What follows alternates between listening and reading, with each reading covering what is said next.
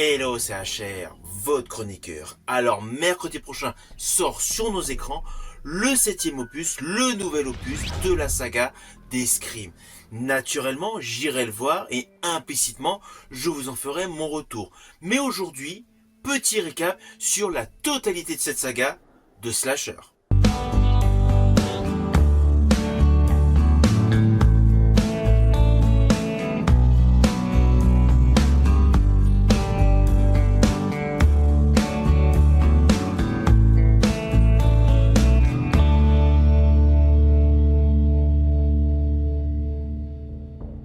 Alors depuis plus de 25 ans, un simple masque blanc et un appel téléphonique suffisent à faire frissonner des générations de spectateurs.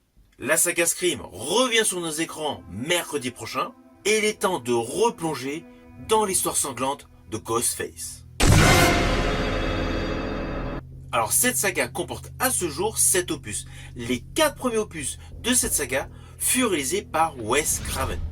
Toute cette aventure de slasher a commencé en 1996 avec justement Scream 1. Celui-ci est donc réalisé par Wes Craven sur un scénario de Kevin Williamson et avec une musique incontournable de Marco Beltrami. Avec en figure de proue, en actrice et acteur, Neve Campbell, Courtney Cox, David Arquette, Skeet Ulrich, Rose McGowan. Immédiatement, ce film fut rattaché au registre horrifique. Alors tout commence à Woodsboro. Un tueur masqué surnommé Ghostface s'en prend à des adolescents en suivant les règles des films d'horreur. L'héroïne, Sidney Prescott, devient sa cible principale. On découvre finalement que les tueurs sont 2 lycéens, proches de Sidney, cherchant vengeance et célébrité morbide. Ce film a totalement relancé le slasher en jouant sur les clichés du genre. Alors tous les aficionados de films horrifiques comme moi, naturellement, on était aux anges quand ce film est sorti. Pourquoi, me direz-vous? Tout simplement par les nombreux clins d'œil aux classiques horrifiques des films qui nous ont fait frissonner plus jeunes. Alors, dans le premier Scream, à la scène d'ouverture, on y découvre le personnage interprété par Drew Barrymore, la première victime de Ghostface. Et ce qui est amusant, c'est qu'il y a une phrase aujourd'hui qui ne peut pas être comprise par les nouveaux spectateurs. À un moment précis, donc au tout début, elle précise, lorsque Ghostface lui parle au téléphone, il y a d'autres endroits pour faire ça, utiliser le 3615. Je pense qu'aujourd'hui, les jeunes vont se demander, mais c'est quoi le 3615? Eh bien, petite explication, c'était le Minitel.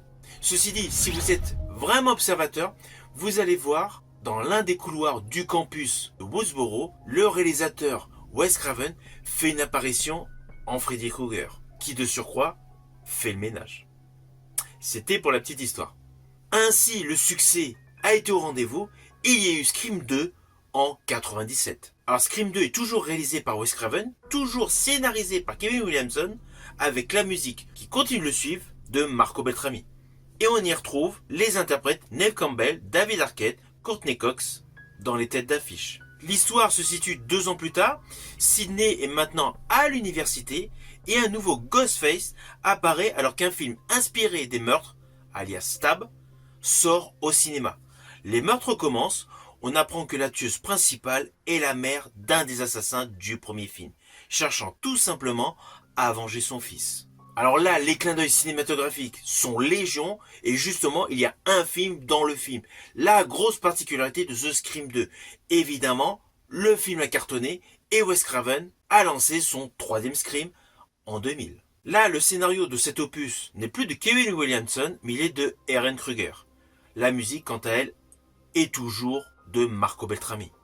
Et nous retrouvons toujours en figure de proue Neve Campbell, Courtney Cox et David Arquette. L'histoire se déroule à Hollywood sur le tournage de Stab 3. Les acteurs du film sont assassinés un à un. Le tueur se révèle être le demi-frère caché de Sidney qui accuse leur mère d'avoir détruit sa vie.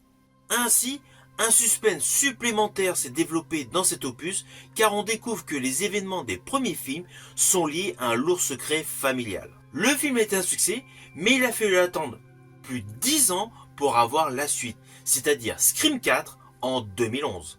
Alors ce film est toujours réalisé par Wes Craven, on retrouve au scénario Kevin Williamson, avec toujours le compositeur Marco Beltrami et toujours le trio d'acteurs des 3 précédents opus, c'est-à-dire Neve Campbell, David Arquette et Courtney Cox.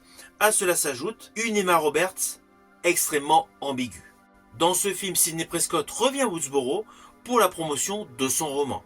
Et là, une nouvelle génération d'adolescents est prise pour cible. L'histoire paraît assez classique, mais le twist final révèle que la tueuse principale est tout simplement la cousine de Sidney, alias Jill, qui souhaite tout simplement devenir célèbre en survivante héroïque d'un massacre. La grosse modernité de cet opus, c'est qu'il s'appuie sur l'évolution actuelle, l'obsession de la célébrité et des réseaux sociaux. Le film était bon et le film a marché. Mais de nouveau, il a fallu attendre plus de 10 ans pour avoir un nouvel opus qui a pour titre Scream. Alors qu'en fait, c'est Scream 5, sorti en 2022. Alors là, on change complètement de réalisateur. Celui-ci est réalisé par un duo de réalisateurs, Matt Bettinelli-Olpin et Tyler Gillett, sur un scénario de James Vanderbilt et de Guy Buzik. Et là, la composition musicale revient à Brian Tyler.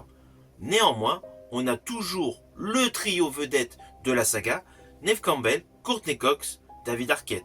À cela s'ajoute une nouvelle venue, Jenna Ortega. Dans ce long métrage, on est de nouveau à Woodsboro avec une nouvelle héroïne, Sam Carpenter. Les meurtres reprennent, liés au passé du tout premier film. On apprend que Sam est la fille d'un des tueurs originaux.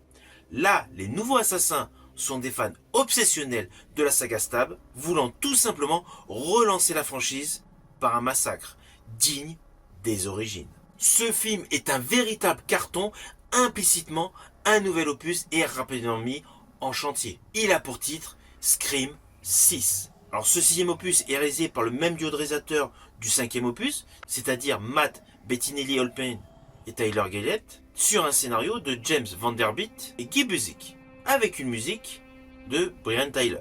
Et là, nous retrouvons en vedette Melissa Barrera, Jenna Ortega, Courtney Cox, Hayden Panettiere et Dermot Mulroney. Le casting a uniquement Courtney Cox dans les piliers de la saga, mais cela n'empêche pas que l'histoire est toujours dans la même dynamique, à la différence que l'action quitte Woodsboro pour être au cœur de New York. Là, on y découvre Sam et sa sœur Tara qui tentent tout simplement de reconstruire leur vie. Un Ghostface encore plus violent les traque, les tueurs sont liés à un ancien assassin et cherchent la vengeance. Ce film accentue la brutalité et élargit l'univers de la saga. Le film est également un succès, d'où la sortie mercredi prochain de Scream 7. Alors Scream 7 fait un retour aux sources, il sera plus intimiste que Scream 6, histoire tout simplement d'être toujours dans l'innovation.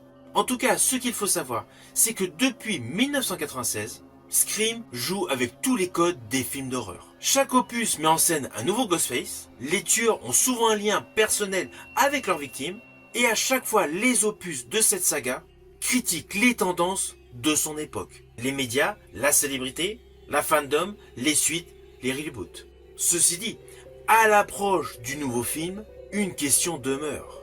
Mais qui se cache cette fois derrière le masque?